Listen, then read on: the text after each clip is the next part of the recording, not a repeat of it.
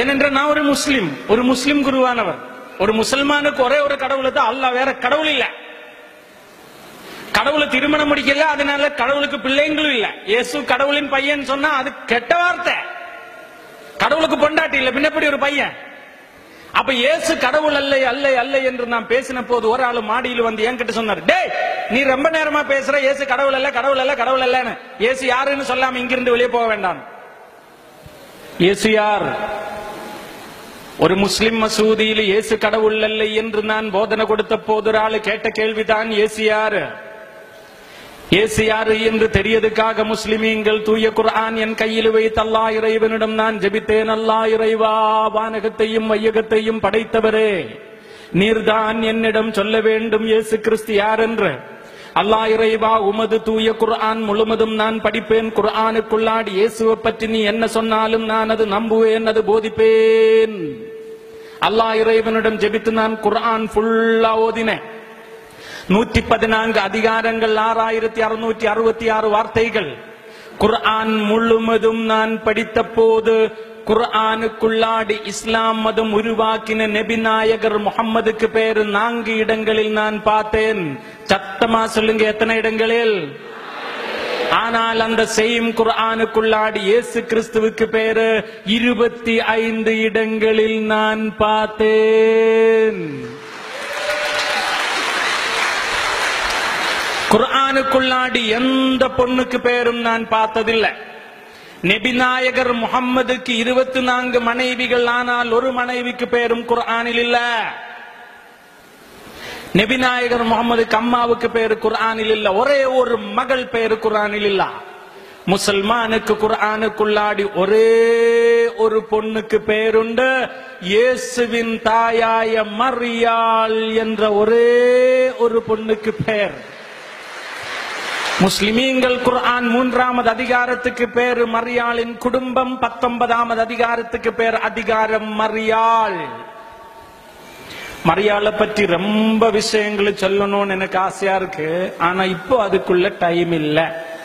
நான் இயேசுவை பற்றி குர்ஆனில் உள்ள விஷயங்கள் உங்களுக்கு தெரிய வைக்கிறேன். உங்க வலது கை மட்டும் மேல தூக்குங்க, எல்லோரும் அப்படியே கை தட்டுங்க. உங்களுக்கு ஒரு கை தானே இருக்கு, கை தட்ட முடியாதல்ல. பக்கத்தில் ஒரு சும்மா கை வச்சிருக்கிறது, அந்த கையில தட்டுங்க. அதுதான், அப்படித்தான் கை தட்டணும். Okay, good. 2 கை தூக்கி எல்லோரும் சத்தமா சொல்லுங்க, ஹalleluya. ஒரு முறை கூட சத்தமா சொல்லுங்க, ஹalleluya. இந்த 5 வார்த்தையில் குர்ஆனில் 10 விஷயங்கள் கூறினார். சத்தமா சொல்லுங்க, எத்தனை விஷயங்கள் கூறினார்? இயேசு ஆண்டவன் வார்த்தை, இயேசு ஆண்டவன் ஆவி, இயேசு பிறந்து 2வது நாளில் பேசத் தொடங்கினார். 2வது நாளில் பேசத் தொடங்கினார். விவிலியத்தை உலகத்துக்கு கொடுத்தார். சேறினால் உயிருள்ள பறவையை படைத்தார். இயேசு நோயாளிகளுக்கு குணம் கொடுத்தார். இயேசு இறந்தவருக்கு உயிர் கொடுத்தார். இயேசு சொர்க்கத்துக்கு போனார், இப்போதும் வாழ்கிறார், மீண்டும் வருவார். சத்தமா சொல்லுங்க, ஹalleluya. ஒரு முறை கூட இந்த 10 விஷயத்தை சொல்வேன், நல்ல கவனம் கொடுங்க. ஓகே. இயேசு ஆண்டவன் வார்த்தை, ஆண்டவன் ஆவி, பிறந்த 2வது நாளில் பேசத் தொடங்கினார். விவிலியத்தை உலகத்துக்கு கொடுத்தார். சேறினால் உயிருள்ள பறவையை படைத்தார். நோயாளிகளுக்கு குணம் கொடுத்தார். இறந்தவருக்கு உயிர் கொடுத்தார். சொர்க்கத்துக்கு போனார், இப்போதும் வாழ்கிறார், மீண்டும் வருவார். 2 கை தூக்கி சத்தமா சொல்லுங்க, ஹalleluya. இவ்வளவு விஷயங்கள் குர்ஆனில் பார்த்த போது நான் யோசனை செஞ்சேன், குர்ஆன் நபிநாயகர் முஹம்மதை பற்றி என்ன சொல்கிறார்? குர்ஆனின்படி நபிநாயகர் முஹம்மது ஆண்டவன் வார்த்தை இல்ல, ஆண்டவன் ஆவி இல்ல, 2 நாள் வயதான போது பேசினதில்லை, சேர்னால பறவை படைத்ததில்லை, நோயாளிக்கு குணம் கொடுத்ததில்லை, அவர் நோய் வந்து இறந்து போனார், இப்போது உயிரோடு இல்ல, மீண்டும் வரமாட்டான். அப்ப நீங்க சொல்லுங்க, யாரு பெரியவர்? இறந்து போனவர் பெரியவரா, உயிருள்ளவர் பெரியவரா? சத்தமா சொல்லுங்க, உயிருள்ளவரா இறந்து போனவரா?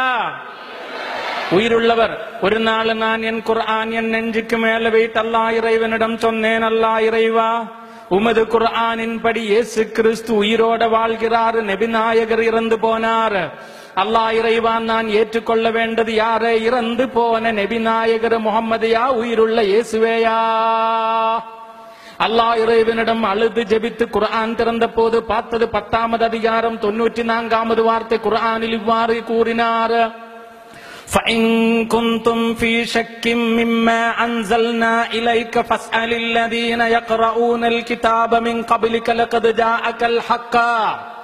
நான் உனக்கு கொடுத்த இந்த குர்ஆனுக்குள்ளாடி ஏதாவது சந்தேகங்கள் இருந்தா நீர் போய் பைபிள் வாசிக்கணும், அல்லது பைபிள் வாசித்தவரோடு கேட்டு படிக்க வேண்டும். அப்போது உன் சந்தேகம் உன்னை விட்டு தூர போவார். முசல்மானுக்கு குர்ஆனில் எழுதியுள்ளார், உங்களுக்கு குர்ஆனுக்குள்ளாடி சந்தேகம் இருந்தா நீங்கள் போய் பைபிள் வாசிக்கணும், அல்லது பைபிள் வாசித்தவரோடு கேட்டு படிக்கணும்னு குர்ஆனிலே எழுதியுள்ளார். அப்ப நீங்க சொல்லுங்க, நான் என்ன செய்யணும்?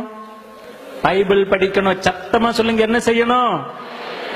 சத்தமா சொல்லுங்க, என்ன செய்யணும்?